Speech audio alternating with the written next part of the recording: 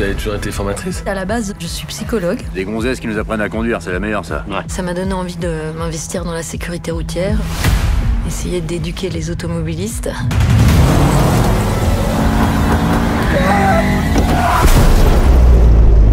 Mais bon, c'est pas tous les jours facile. Mesdames et messieurs, bonsoir, bonjour, bienvenue dans ce nouvel épisode de Ciné-Posé. Je serai Alexandre et je serai votre hôte, comme d'habitude, avec Arnaud. Salut Arnaud. Salut Alex. Aujourd'hui, nous allons vous parler du film Bonne Conduite, sorti le 29 mars 2023, réalisé par Jonathan Barré, avec Laure Calamy, Tchéky Cario, Thomas VDB, David Marsay, Grégoire Ludig et une petite apparition d'Olivier Marchal. Le film nous raconte l'histoire de Pauline Cloarec, qui est donc une ancienne psychologue, qui est devenue formatrice en sécurité routière après la mort de son mari. Et donc du coup, elle décide de chasser les gens qui enfreignent les lois de la sécurité routière, mais souvent des chauffards, vrais chauffards, quoi, et qui décide d'une serial killeuse, tout simplement, qui décide de les buter. Sauf qu'un jour, elle tombe sur Tchéky Cario, genre je n'ai plus du tout le nom du personnage, qui est donc un riche armateur qui mais vraiment un enculé, on peut le dire.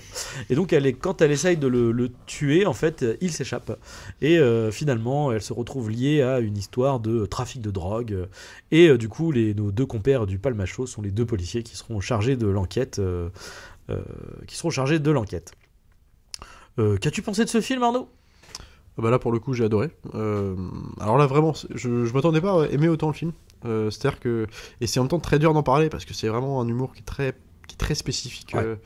Et en même temps qui renvoie aussi au sketch. Après c'est ce qu'ils ont toujours fait, la même équipe. Même Max et Léon étaient dans le même ouais, exactement. Cabine. C'est vraiment de l'humour de situation qui est beaucoup axé sur la longueur. On joue vraiment sur les temps morts, les effets de répétition. Il y a quelque chose comme ça. J'ai bien aimé le fait que l'histoire se tient de A jusqu'à Z, et pour autant elle s'éparpille. Mais je trouve que d'un point de départ, on est sur, comme tu l'as dit, une histoire de tueuse en série, quoi. C'est de la vengeance, qui s'en prend au chauffard, parce que, encore une fois, son mari et elle ont eu un accident de voiture et dans le passé, parce qu'en fait, on leur a refusé une priorité, et son mari est décédé, donc elle veut se venger, et voilà. Donc c'est son scénario. Et ce que j'aime bien là-dedans, c'est qu'à partir de là, donc se grève des enquêteurs, donc joué par le duo du Palmacho. Mais on a aussi l'arc narratif sur l'enquête autour du trafic de drogue et tout ça, dans lequel elle va être mêlée malgré elle. On a à la fois le duo de vengeurs là, qui veulent s'en prendre au personnage j'avais oublié les deux, du trafiquant, parce que justement ce mec là les cousins de Kylian. Voilà, c'est ça, parce que c'est tout un espèce de truc alambiqué où en fait qui relie à la fois tous les personnages de façon presque hasardeuse en fait, et moi j'aime beaucoup parce que ça donne un truc un peu complètement taré au film. On dirait presque un truc de bande dessinée en réalité, c'est complètement aléatoire, et ce que j'aime bien, c'est que les personnages sont tous hyper bien campés. La plupart des acteurs sont quand même il y a des sacrées gueules, quoi. Comme tu l'as dit, Tchéky Cario, lui notamment qui est super, quoi. Le duo du Palmacho, j'aime beaucoup, alors notamment et là je comprends David Marsay, que je trouve super dedans. Alors lui qui est full premier degré, qui est un peu celui d'ailleurs qui est toujours très sale dans le film. On n'a pas vraiment de truc à... C'est un peu le leader du coup des deux. Quoi. L'autre joue plutôt le Benet, le coéquipier un peu nulos, mais qui est en même temps là hyper attachant, quoi. Mais du coup l'autre le remet toujours des petits rappels à l'ordre comme ça. Et je trouve ça, leur duo fonctionne très bien. Je sais pas comment expliquer. Tout le monde est dans le bon ton. Le décor, on est en Bretagne, donc terre d'attache pour toi, mais qui hyper bien exploité, et qui en plus donne une ambiance assez singulière au film, quoi. Je veux dire, t'as un truc un peu, même dans la lumière, c'est très grisonnant, c'est très ça fait très lumière naturelle en fait. Il y a très peu même les scènes de nous, on était assez subjugués par ces scènes de nuit, de la nana attaque en voiture de nuit, puis c'est des scènes un peu à la Drive justement, alors très et en fait où c'est beaucoup la lumière naturelle, en fait ça fait vraiment la gueule de film américain, quoi, de trucs complètement hyper épurés visuellement, du coup c'est aussi bien formellement que dans le ton, dans l'histoire qui se tient plutôt bien et qui arrive à aller au bout de ses arcs narratifs à chaque fois. Je trouve que ça marche super bien, quoi. Et puis c'est un humour qui est fin, quoi. En fait, ils en font pas des kilotonnes, c'est burlesque, quoi. Ouais, en fait, c'est l'histoire pourrait être un simple thriller, un simple, même j'allais dire film d'horreur routier, tu vois, quelque part. Ouais. Mais l'humour dessus fonctionne super bien, quoi. Enfin, c'est tout dans des petits gimmicks de dialogue, et même les personnages qui sont quelque part les plus comment on appelle ça, les plus hauts en couleur, quoi. Il y a par exemple la chef du gang irlandais, tu vois, qui est quelqu'un. Le chef, du coup, qui est grimé, quoi. Bah, c'est une trans, enfin, je pense qu'elle est présentée comme ça. Ou travesti, non? En fait, c'est pas défini. Ils disent elle quand même, donc je pense je pense que c'est quand même plutôt une trans. Ok. Mais du coup, effectivement, c'est elle la plus haute en couleur, en plus avec l'espèce d'accent accent irlandais. Ah ouais. Elle est incroyable. C'est trop bien. Puis la manière de la présenter, tu vois, très pareil, très. Ça en fait des caisses, mais en même temps, encore une fois, ça serait un.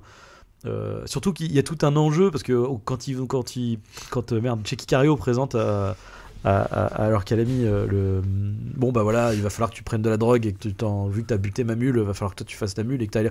Bon, par contre, tu feras attention, hein, elle est faut pas la regarder dans les yeux, tu sais, faut peut-être espèce de elle est presque iconisée. Ouais, c'est ça, il iconise, et du coup quand elle arrive, bah ouais, tu vois, ils iconisent en mode genre avec les deux gros mecs derrière, l'autre avec son chien et tout. Enfin, c'est la façon de l'introduire, on a un chant contre chant, alors sur elle et à la fois sur notre héroïne, la tueuse en série là, où en fait on a de la musique que dans la mesure où l'autre est cadré, et quand elle n'est plus cadré, silence complet. Du coup, en fait, c'est un effet de répétition qui s'étire, et ça finit par marcher, quoi. Même si ça ne te fait pas sourire au premier abord, ça te rattrape. Donc en fait, c'est ça qui marche bien, quoi. Non, puis il y a je trouve des vrais fous rires, quoi. Il y a des vrais moments où tu te marres, quoi. Et c'est rare d'ailleurs, on n'était pas beaucoup dans la salle, mais pour autant tout le monde rigolait, hein. aussi parce qu'on était à une séance en plein milieu d'après-midi, et tout le monde rigolait assez fort, hein. Genre, c'était quand même hyper réactif, quoi.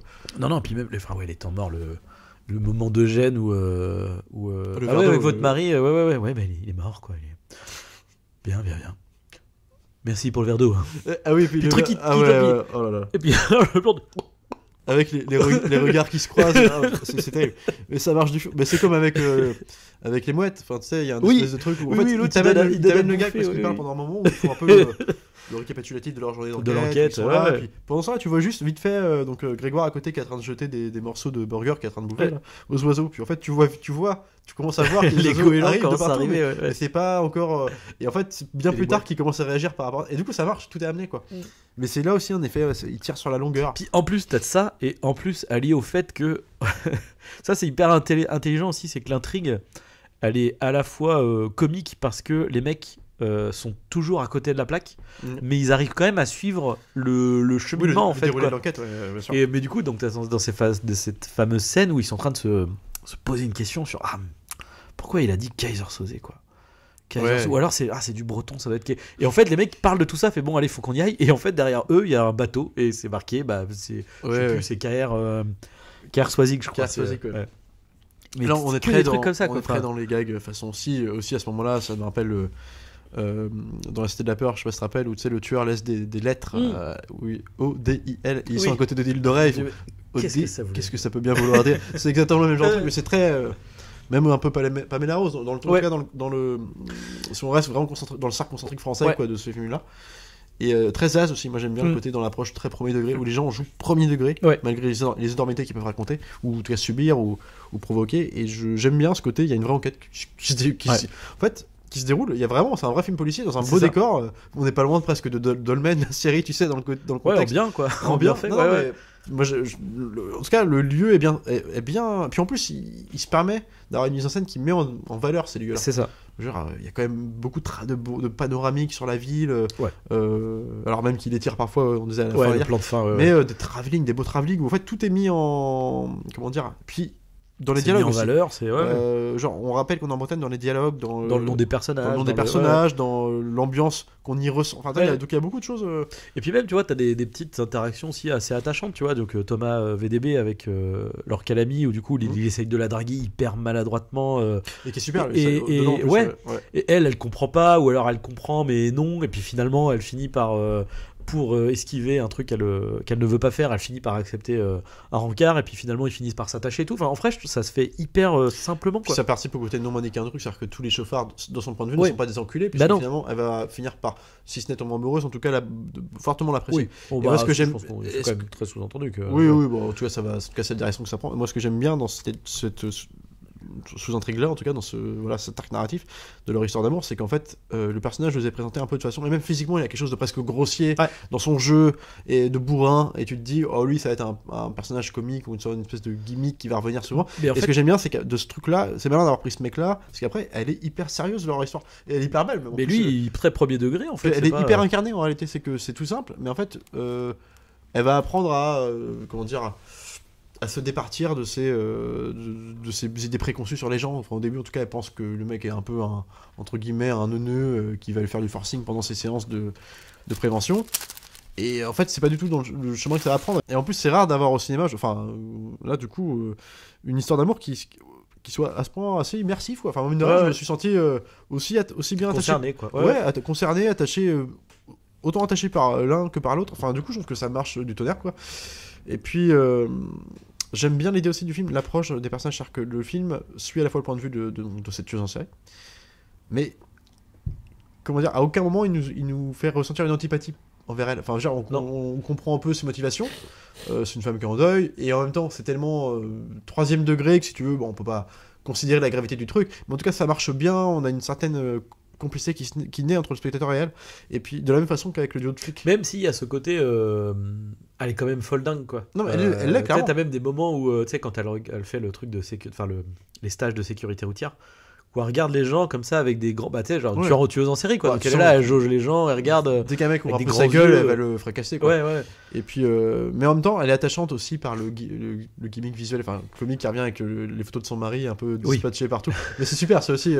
Oui, trop bien. Où il joue de la mise en scène. Ça, c'est très Zaz aussi. La photo, alors ça, elle est dans la salle de bain, bah, t'as une photo de son mari décédé, du coup, qui est en train de se laver les dents à côté, elle est au chiotte, une photo avec qui elle est assise sur le trône, enfin, c'est n'importe quoi, et en même temps, c'est. J'ai jamais vu un truc comme ça. Enfin, il y a un truc bizarre en fait dans cette approche-là, quoi. Bah, puis ce qui est bien, c'est qu'à la fois c'est drôle et un peu absurde, et en même temps ça souligne le trauma de la nana et son état de folie, quoi. Complètement.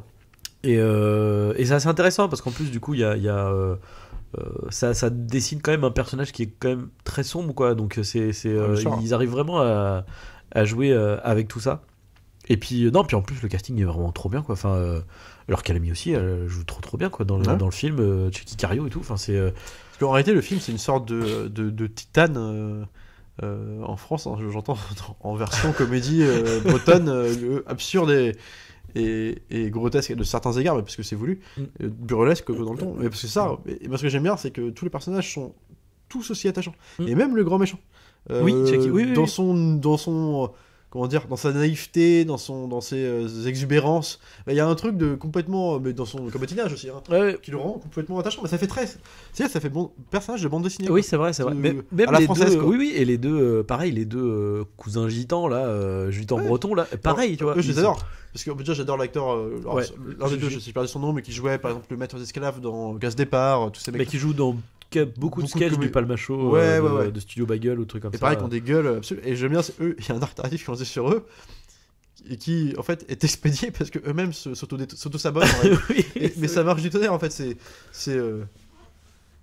Ils sont un peu filmés dès le début comme les voisins de Asbestas, en espèce de bouseux menaçant dans l'ombre là, comme ça, de près dans le voisinage. Et en fait, bon, la scène où ils sont enfin, c'est génial, quoi. Enfin, c'est vraiment. Parce qu'ils sont, surtout que ils sont punis par leur débilité en fait profonde. En plus c'est crescendo, tu vois. Parce qu'au début tu les vois un peu au loin, un peu inquiétants, tu vois, toujours à regarder les scènes à l'extérieur et tout.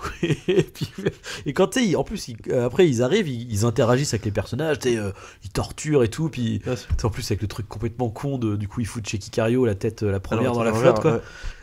Et l'autre qui à la fin genre c'est bon, il nous a dit ce qu'on voulait et tout, puis l'autre il remet pourquoi tu fais ça? Moi j'aime bien finalement. Tout le mec t'es con, vas-y relève. Non, c'est clair. Et puis visuellement c'est vrai que c'est propre, quoi. Enfin t'as des petites scènes, il y a une scène d'aube où il joue avec une petite ruelle au bord de la mer avec la silhouette de la nana, la silhouette de la nana qui avance et tout. Enfin, t'as des petits trucs comme ça qui sont vraiment c'est chouettes. vraiment la photo des scènes de nuit qui m'a. Là, j'ai trouvé ça putain. Mais même dans le cinéma américain dernièrement, je trouve ça super beau. Et puis tu sens pas du tout la patte numérique. Ouais. T'as un truc de capté dans le réel presque. Enfin, ça dépend à certains moments, mais Michael Mann de Colata. Non, mais je rigole. Peut-être pas non plus. Mais je trouve que c'est super. Et puis surtout une bonne utilisation des décors de Bretagne en fait, parce que c'est vrai que finalement dans les longs métrages, il y en a pas beaucoup, tu vois, de films qui sont faits. Il y en a sûrement évidemment, tu vois, mais pas beaucoup, puis pas utilisés comme ça. Et c'est vrai que tu te dis putain, en fait tu pourrais faire plein de films, même des trucs, tu sais, un peu de fantastique ou de trucs comme ça, quoi, dans ce genre de décor, quoi. Ça, ils exploitent. En plus, ce que j'aime bien, c'est qu'ils exploitent tout ce qui, enfin, en tout cas, le port, plus d'éléments qui village, le port, le machin, bateau. Le village, la petite baraque, tu sais, au bord de la mer, les routes de nuit, même sur la côte, forêt, ouais, près de la forêt, les petits villages. Mais tu vois, enfin, du coup, je trouve que c'est habilement écrit, quoi. Il y a une belle exploitation du décor qui est lui-même déjà très cinégénique, avec des gueules cinégéniques, une histoire qui est, enfin, je veux dire, qui est quand même assez originale aussi. Enfin, je trouve que le postulat de départ de suivre une tueuse en série dans le cadre d'une comédie un peu burlesque, c'est quand même. Et alors du coup, je sais pas si t'avais vu Max et Léon, la folle histoire de Max et Léon, qui est pas mal en vrai, qui est pas mal. J'ai entendu des bons. Même si effectivement, tu vois, là, je trouve qu'on sent l'évolution et que vraiment. C'était le même réalisateur. Ouais, c'est le même. Et on sent vraiment le niveau, tu vois, qui augmente. J'ai pas vu les vedettes du coup qui étaient juste avant. Après, et malgré le fait que en fait à chaque film, ça marche pas des masses en fait. Ça marche pas des masses, du coup j'ai quand même l'impression qu'ils ont de moins en moins de budget, parce que mais ils arrivent à faire des trucs. C'est pas un humour qui est universel en réalité. Je pense que c'est quand même aussi, faut adhérer, parce que là on est vraiment dans un espèce de truc qui est quand même très un humour très geek aussi. Il y a des influences, il y a quand même pas mal de choses. Je veux dire, ne serait-ce qu'à l'image, entre les oiseaux, t'as pas mal d'éléments. Il y a presque du vieux slasher, t'as un peu du Christine, polar, c'est comme du Carpenter avec la petite musique synthé, quoi. Ouais, c'est à la fois là où c'est le tour de force, c'est à la fois très français dans le ton, ne serait-ce que dans le décor choisi, dans tout ça. Et en même temps, c'est très référencé à un humour un peu absurde à l'américaine. Enfin, dans beaucoup de films, c'est. Toi, j'imagine qu'il y a un peu de. Quand je parle de ça, c'est pas pour rien. C'est que c'est quand même. Même dans le traitement, dans les références, toi, on parlait d'une scène, tu me rappelais une scène quand on est sorti du film où ils arrivent sur la plage au début, tu sais, en faisant gaffe parce que à glisser sur les rochers, à ne pas glisser sur les rochers à cause des algues, mais ça fait très les experts. D'ailleurs, les sketchs qui parodiaient dans leur Paul Macho. Et bah c'est ce que j'allais dire. Ça fait très les experts, mais ça fait aussi très les séries policières françaises. C'est les deux. Corinne Touzet, une femme d'honneur, enfin tu vois, des trucs comme ça, quoi. Ouais. Bah, il le joue, comment dire, il y a presque deux versants. Toi, t'as le personnage de David, je crois, alors, du coup je confonds, David, qui lui le joue très premier degré, presque héros à l'américaine, tu vois, et que l'autre le joue presque Gérard Jugnot en Pinot, tu sais, un peu plus. Plus burlesque. Donc en fait, t'as un espèce du Sud. Ouais, voilà, tu vois, très franco-français, quoi. Pourquoi il y a vraiment un truc comme ça, mais de mélange des deux qui marche plutôt bien et qui fait aussi la singularité du truc, quoi. Le film est assez original, c'est aussi ça, pour ça que j'ai aimé, c'est que j'ai pas trop de comparaison en France dans ce ton-là, tu vois.